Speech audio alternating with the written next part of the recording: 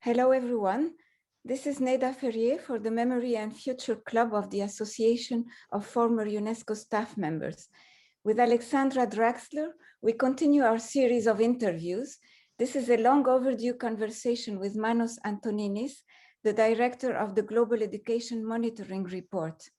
Late in 2019, we had already scheduled with him a debate on the global goals in education. This discussion had to be postponed for much longer than anticipated as we were soon hit by the pandemic. Now, thanks to this new format and to Manos' willingness to give us space in his busy agenda, we are able to take it up again. Alexandra will take us through this interview.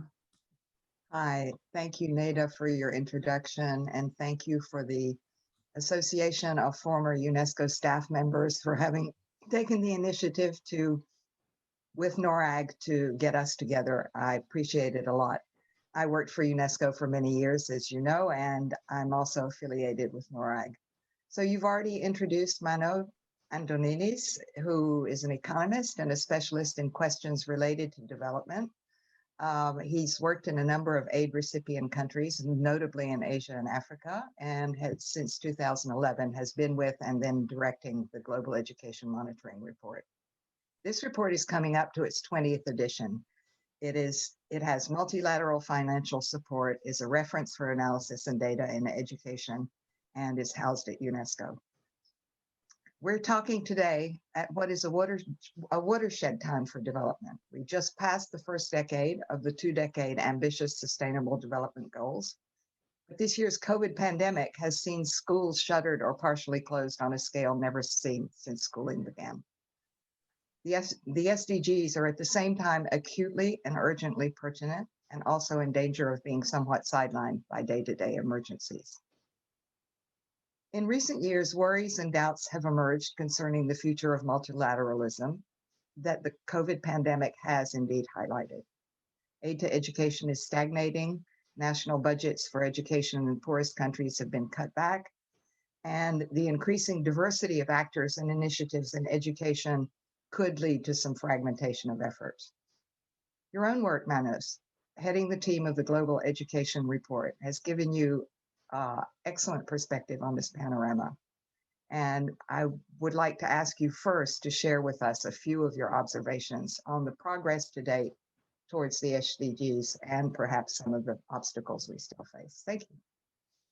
Thank you, Alexandra. Thank you, Neda, for inviting me to this podcast. Indeed, monitoring progress is very important, but as you mentioned, the SDGs have been very ambitious. In fact, one could say they have been aspirational. So if we are to evaluate progress relative to that aspiration, then we'll find ourselves really lagging seriously behind.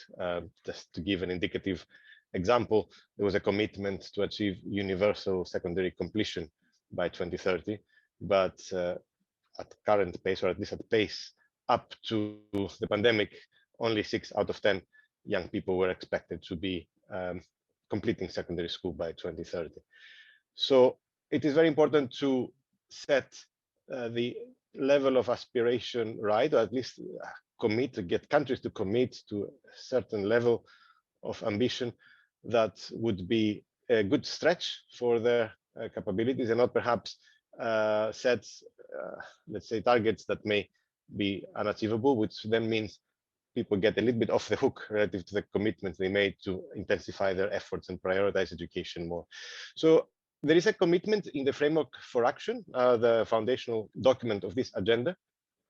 In its paragraph 28, it called on countries to set so-called intermediate benchmarks for dealing with that particular issue, the potential lack of accountability in the process of implementing a global agenda like the SDGs and SDG 4 in particular. But unfortunately, not much happened during the first 5 years. So the GEM report has been working with UIS, that is actually leading on this process, to bring us back on track. We published a blog in late 2019 calling on countries to do that. Before that, we had even made a call on getting regional organizations much more involved in the process of setting benchmarks. we then moved forward with the Technical Cooperation Group, which is the body that has been set up by UIS to monitor let's say, manage the implementation of the monitoring framework of SDG 4. And we proposed 7 indicators that could be benchmarked, and then they were approved. And last year, despite the pandemic, we worked hard to also get a process, both a technical methodology, but also a political process of how we could get there. And at the Global Education meeting, there was also a commitment to agree on these benchmarks during 2021. So this is a process we're currently involved with, and that's very important because without a good sense of how countries set their objectives for at least a hardcore of indicators, it is very difficult to assess whether progress is being made. So that's an important, I would say, turning point. And I think one should talk about this as just a first point. We'll talk about accountability, but it's not really about counting. It's about giving a narrative. Countries should give a narrative back to their people and to the international community as a byproduct. That's not the most important thing, as to whether they have intensified their efforts and have been really fulfilling their commitment. Now, to give one last example, because these 7 indicators are all fairly quantitative and they cover some of the basic areas that are of common interest to all countries. So basic education, completion, learning and attendance, early childhood attendance, the commitment to ensure qualified teachers, some financing benchmarks, and also one benchmark that remains to be set on equity. But on top of that, let's not forget that the agenda also has other aspects which are perhaps less quantifiable, but are equally important. Target 4.7 for some people encapsulates the essence of the agenda, especially the arm or the leg of the agenda that is about the environment. But there, we don't have enough of a drive for accounting to our citizens as to whether we're doing enough. The global indicator on this issue is self-reported by countries, and that in itself reduces a lot of the potential focus and pressure on countries to do better. So this is just the first step, the work we're doing with the more quantifiable indicators on which we have enough data. We would like to see also more progress on more qualitative aspects of the agenda. That's, I think, in a nutshell, of how progress is to be monitored and assessed. Thank you so much. That's really, really interesting that you said the environmental benchmarks are just not there yet. Could you just say a few more extra words about that? Because we're very... Yeah, the target 4.7, its global indicator, is meant to be focusing on the extent to which countries make efforts to incorporate elements of sustainable development and global citizenship in their policies, in the teacher education programs, in their assessment mechanisms, for instance. But the mechanism that is being used is a good one, potentially, in the sense that it is based on an intergovernmental process that has some history. So that's the 1974 recommendation that UNESCO issued, and which has a regular monitoring mechanism. But the problem is not there. The problem is the extent to which the information that countries report can be validated. There has been a recent attempt to improve the process in the next round, but to some extent, given the complexity of these issues and the need to be a bit more objective, some expert information should really be added to that indicator in order to generate a dialogue environment, an environment where people can really talk about whether things are going in the right direction or not. Self-reporting does not quite lend itself to such a process, and that openness should be a key part of the agenda. I might add, you might want to comment on this later, that changing the curriculum is often a fairly weak lever for long-term attitudinal and behavioral change. And so most of what we've seen so far has been about the curriculum. Maybe that's something you'd want to comment on later. To jump ahead with the data, the foundations of the GEM report are, of course, data, and you just said something about how difficult it is to get things that are both measurable and accurate, and also used. And the GEM report has done a lot in recent years to strengthen data collection, validity, and diversity of presentation, diversity of means of communication. And would you like to talk about how you think that helps with use, and how you are working with other institutions to improve the quality of data? Yeah, I think it's important to first of all say that the GEM report is not collecting data. The GEM report is a prime user of data. I think the impression that the report was collecting data, or at least producing data in some form, came about 10 years ago, when I think the UNESCO Institute for Statistics at the time was not embracing the rapid pace of change in the world of education statistics. It was a little bit stuck at the time at the idea that there's only one source, and that's about it. But the world was changing rapidly. New sources, household survey data, learning assessment data were really entering the world of education in a very interesting way, opening very interesting perspectives. But at the time, UIS was not really seeing that. So the role of the report as a user is to be an engaged and active user, and try to push thinking in particular directions where we feel efforts need to be exerted. So ultimately, this is what happened at that time. Around 2010, we did two major new, let's say, data production attempts, but not really to carry doing them in the future, just to energize the community to do what should be done. So one was the analysis of household survey data that led to the world's inequality database on education, that now has been around for more than 10 years, and which actually since 2019 we have joined with efforts with UIS, because UIS ultimately is the organization that is responsible for recognized by the UN Statistical Commission and the Interagency and Expert Group on SDG indicators, should be the custodian agency of these indicators. But because the effort that the report had done on that was kind of recognized, and the presentation, etc., UIS and the GEM report established a partnership to continue. That's a very, very nice partnership, which we really appreciate. The second statistic that we contributed, and which maybe led to that confusion that the report is about producing data, was the first estimate of the number of children who are not achieving minimum proficiency in reading and mathematics. The first estimate we came up was 250 million in 2012. And that was quite influential in the sense that it did focus attention on the need to have such an indicator in the post-2015 period. Mm-hmm. But things have changed. I think with the new director, the UIS has embraced this principle, which the UN more widely has embraced, of accepting multiple data sources and working where necessary to triangulate them, to make them like speak to each other, and to essentially also engage and train, if I could say, governments to accept that reality, that the world is not single dimensional, there are multiple dimensions, and we have to gain from different sources if we use them efficiently and effectively. We are still working with UIS very closely in the technical cooperation group that UIS established, and that was a very important initiative.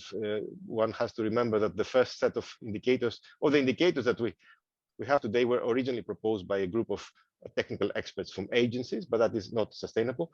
Countries need to be involved, countries need to lead, and UIS very appropriately established that a mechanism, and that is where any effort that we continue doing on data are centering. For instance, we have been working on a methodology for improving the use of multiple survey sources of data to estimate the completion rate.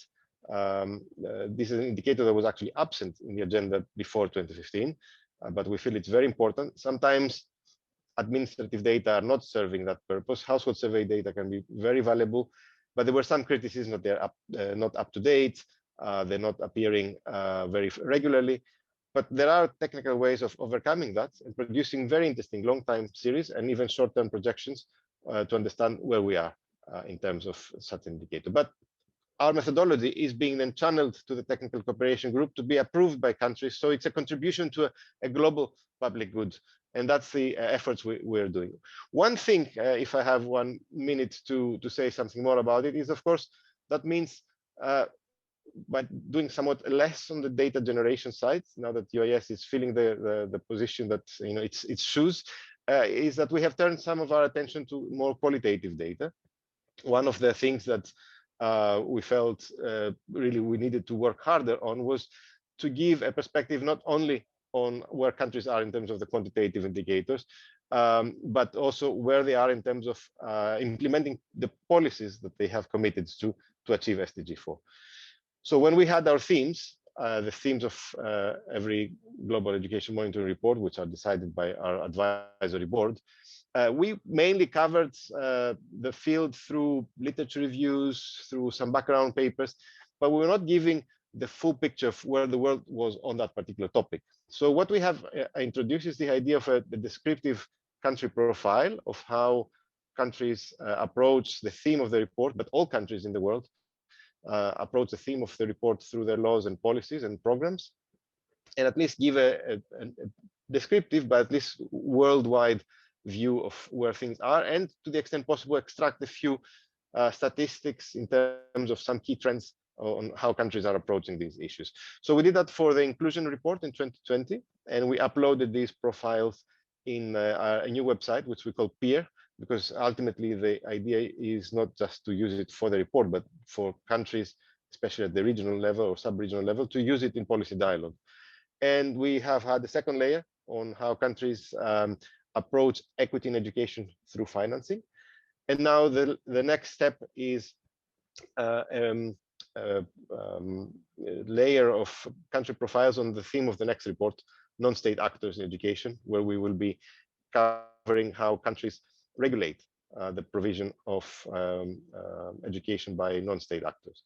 So that's an effort we will continue. It's not an easy one. It needs many hands and many eyes and many actors to make it work effectively, but it's our contribution to fulfill our mandates, not just on the quantitative, but also on the qualitative front. Thank you so much. And that is an excellent lead in to my next question, which is precisely about the next report and the non-state actors. And this is an area which is arouses strong interest, strong feelings. It's a moving landscape. There's a huge lack of data about how much financing there actually is and where it is, and we're looking forward to see the report. Can you share a few highlights? I know that the report is embargoed, but you might be able to share a few highlights and also methodology, how you went about it. I mean, the report is not embargoed in the sense that it's not written yet. It's written. We have an advanced draft. We have also already gone through the stage where external experts were invited to comment on that draft, but that's a long-term process. The report is meant to be launched in December. We're a little bit worried because non-state actors do, as you say, generate strong feelings. Now, of course, countries are not particularly going to pay attention to this issue because they have other concerns. Luckily enough for us, we have our report after that, what we call the 2023 report, which wisely our advisory board decided to be on technology before the pandemic. So that will be a nice addition to the discussion. But talking about non-state actors, to some extent, it might be a blessing that there may be somewhat less attention to it given COVID-19, because wherever you touch this topic, people scream in all directions. Of course, our objective is to be based on facts. I know people will want us to cheerlead on one side or the other, but that's not what we are supposed to be doing. What our role is to review the facts and say how this particular angle of education contributes or not to the achievement of SDG 4. So I'm not going to say much about that. I'm going to say a couple of things about the process, in addition to the profile that we are collecting, which I think will be an interesting contribution. Also, it will be somewhat easier. It is always a very difficult task to have country profiles. Very, very labor intensive exercise. We have completely changed the way we work in order to be able to achieve that. But at the end of the day, compared to the inclusion theme, which was very, very broad, we find that this is a little bit more contained. We can maybe go in somewhat more depth, given that we don't have to go in such width, because inclusion permeates everything, whereas regulation of non-state actors is quite specific. So that's one aspect of our methodology. But I think one also important aspect that I want to share with participants is that for the first time for this report, we changed also the way we commissioned background research. In the past, given our very tight production deadlines, we usually did the review of the literature ourselves and then identified people who might be able to contribute some paper incrementally to add to what we knew. But for the first time for this report, we actually agreed in advance as a team what were important areas in which we wanted to commission research, and then issued an open call for background papers, which was quite a logistical exercise for us, but one that really opened a little bit our horizon in how we relate with researchers around the world, and also leave it somewhat also up to them to influence the direction of the report with good ideas that, of course, then we evaluated and decided how to proceed. So that's another dimension. A third dimension is another innovation that we have had in the report in the last few years, which is the concept of a regional report. For many years, people have been asking the report to do more things in terms of reaching out, making the report more relevant at the country level. That has always been a bit of a tough ask for a report and a project that has a global mandate and therefore cannot possibly be doing things at the country level. We're not a consultancy. We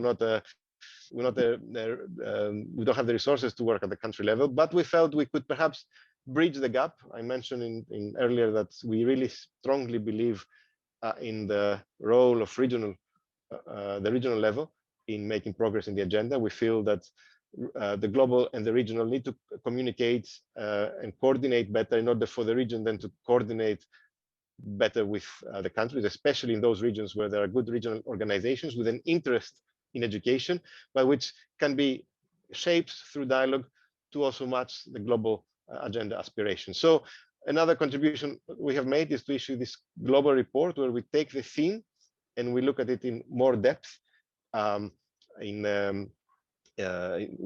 Publishing a report a few months after the global report, we did the first for the migration report on the Arab states.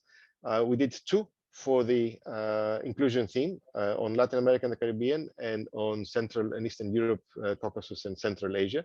And the regional report for the non-state actors will be on South Asia, the region of the world where, at least externally, it appears is the one that is most characterized by the activities of non-state providers. Now, of course, and that's something I could say, what is state and what is non-state is increasingly blurred. What is non-state provision should not be seen only in the context of schools, but because non-state activity also permeates many other aspects of the education sector.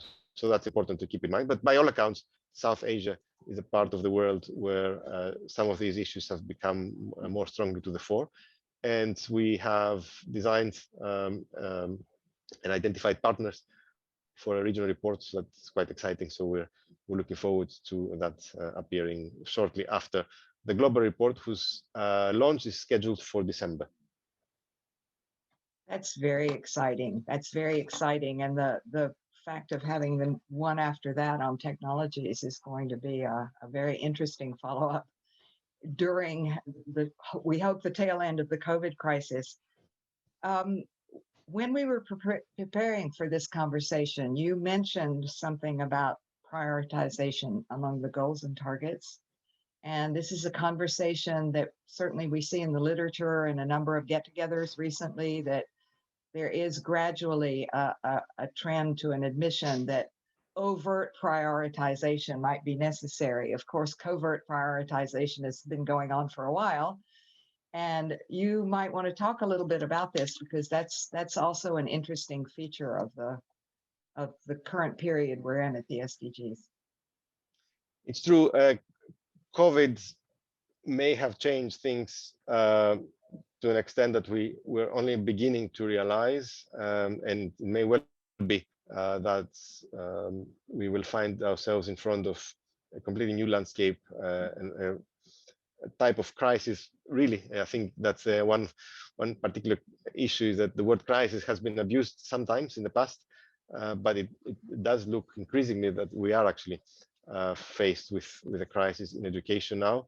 The consequences of not being able to access school or accessing it from a distance may be quite grave. Information is trickling in right now from a number of countries.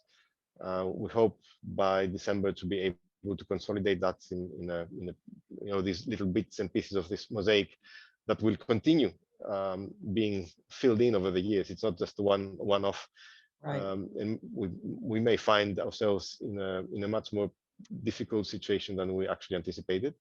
But leaving that aside, there has been, of course, a conversation for a long time, but let's say one that has been re-energized in the last few months, about how to improve the so-called global architecture of education. And there are many factors one needs to consider.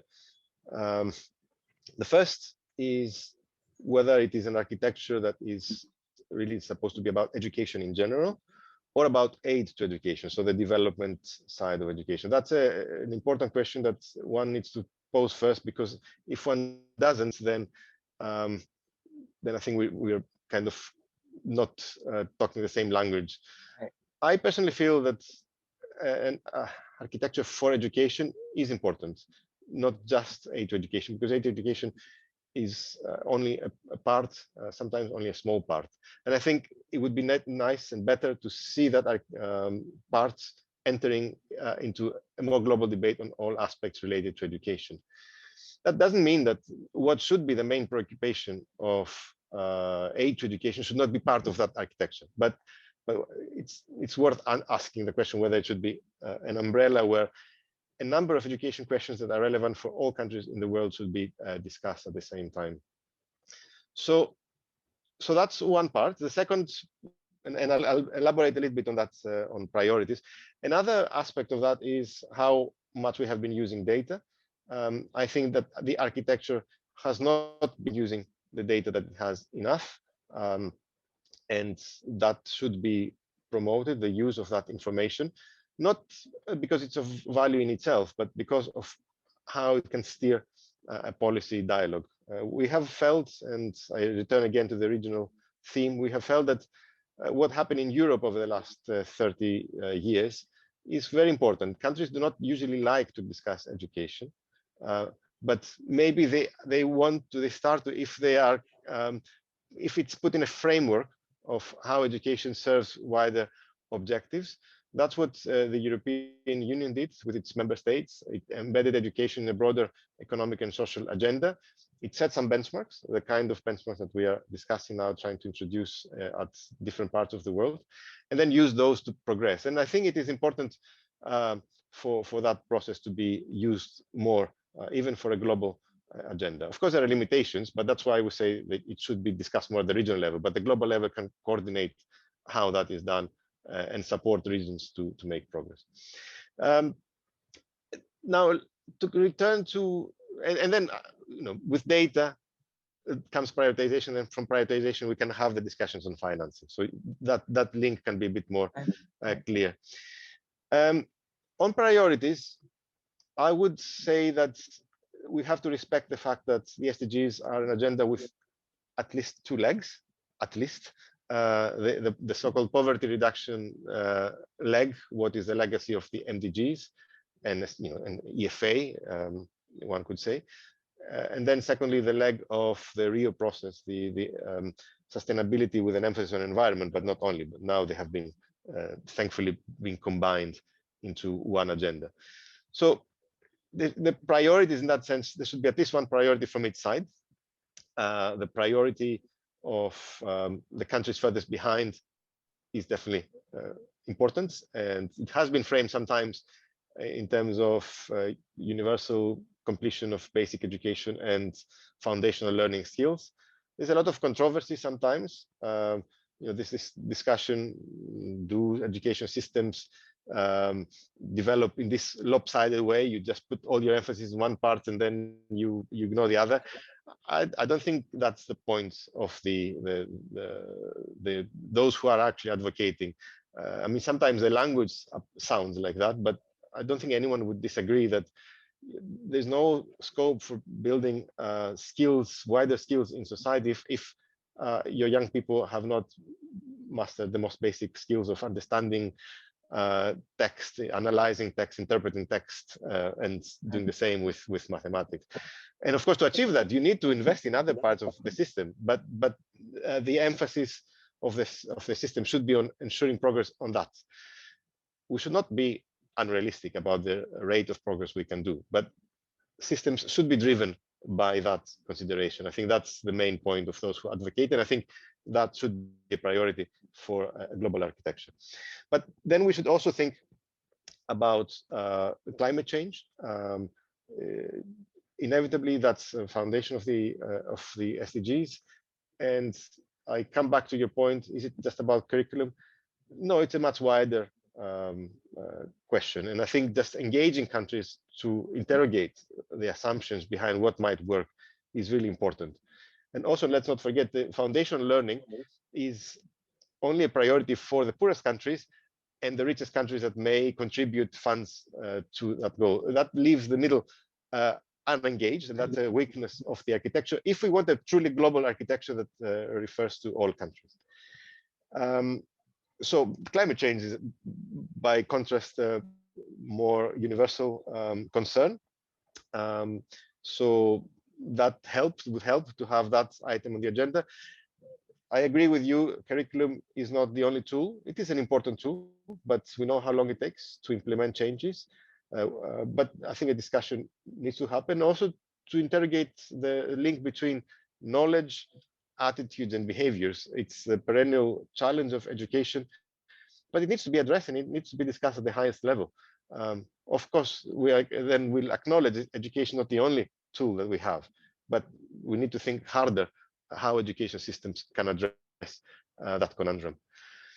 And then I would add to that aspects and priorities that can bring more people to the table. I think what the architecture has suffered, and everybody recognizes, that countries have not prioritized this architecture to send the people who have the strongest, are in the strongest position to influence change, to engage at the highest levels of government. So we need to bring those people. So I would not want to go into more detail. I mean, I have my ideas, but anything that can attract interest and bring people who have decision-making power to the table should be used as a hook, because we want these people too, even if they come from middle-income countries, to engage on questions of foundational learning, because they have things to share and help the poorest countries. It should not just come from the richest countries. These are countries that have more recently come through this difficult process, and they still have some issues of that kind. But you need them engaged. It's a global issue. If the poorest quarter of the planet really struggles, and you have 9 out of 10 children not achieving these minimum levels of proficiency, this is a global issue.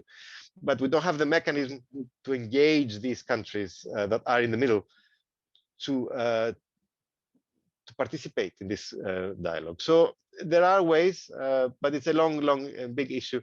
I don't want to say more at this stage, but happy to refine my answer if you would like me to. You know, I think we've covered so many topics, and I would just like to highlight the fact that you pointed us in the direction of a number of levers for change that you've been exploring with the report.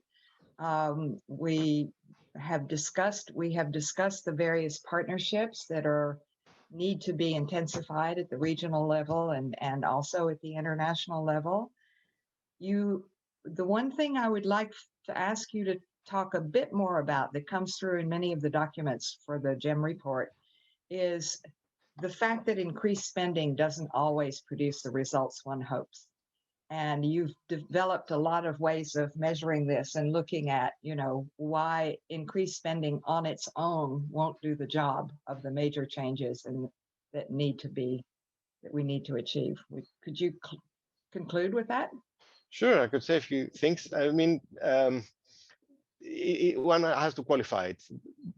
Definitely, more spending improves education outcomes for the poorest countries. I mean, there are countries that spend pitiful amounts because of their poverty, and if only they had access to more resources, things could be different. Of course, we don't know how much more money they can absorb because that in itself is a challenge, but we know that it works at the lowest end of the scale.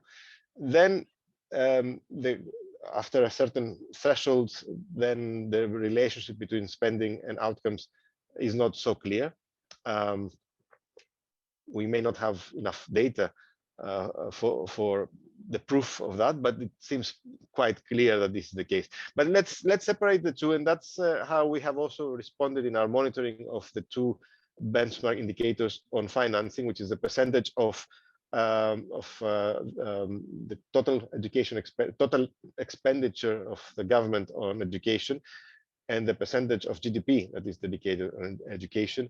We've tried to look at them together, not to take one and then the other, because some countries are poor, they don't raise enough domestic revenue, and therefore they cannot spend enough. But they have a lot of children in the population, and therefore they do spend more than the average in their budget on education. So we tend to focus on those countries that fail both benchmarks, and these are really countries that need attention, and there are quite a few. They're between 1 in 4 and 1 in 3 countries in the world. So these countries, we need to continue putting the spotlight on them to make sure that they increase their emphasis on education. One thing that we did recently was we partnered with the World Bank on a publication which we call the Education Finance Watch. That kind of brought together the approach that we had been following in the report on our finance chapter, where we like to see all the finance sources together, the government, the households, and the aid budgets jointly, because that's very important. Often we tend to look at each one separately, and that doesn't lead to the right conclusions. And then the World Bank brought its own analysis of several issues that were worth exploring further. And we have tried to fill some gaps in terms of long-term series, regional and global averages on levels of spending, which we were lacking. And again, this is just the first attempt. We hope to improve that, submit that to the technical cooperation group for discussion. Can it be done better? But we felt it was necessary to make some progress on some of these indicators.